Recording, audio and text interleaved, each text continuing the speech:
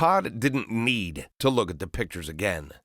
They were burned into his memory, but every time it rained, he requested the file and flipped through its contents.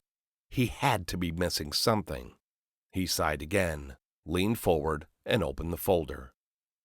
Victim 1, Claire Barnett, recovered from the river on April 15, 2013, the second day of rainfall. The first photos were at the bend in the river at the amphitheater. She was face down, and her blonde hair spread through the water like steam wafting from a hot biscuit that was torn in half, then dissipated. Chief remembered the event clearly. Her torso bobbed with the waves of the light current.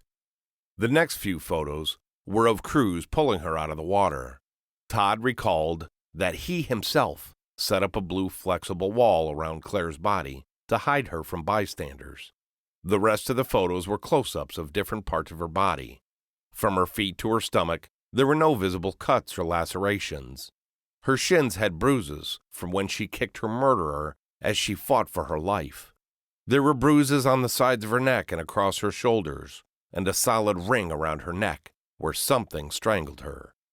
It was something thick enough to cause a distinct bruise, but thinner than a rope, roughly the size of a thin dog's lead. Her eyes were glazed over and opaque. He turned all the photographs upside down on the left side of the folder, then looked at the cause of death on the coroner's report. Homicidal drowning.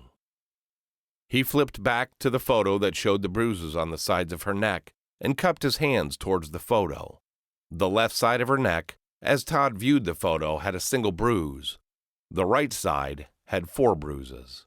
He rotated his right hand while he turned the photograph back and forth with his left, and noticed how the bruises matched where fingers would have grabbed the front of her neck to force her head underwater so he could watch her lights go out when she stopped struggling.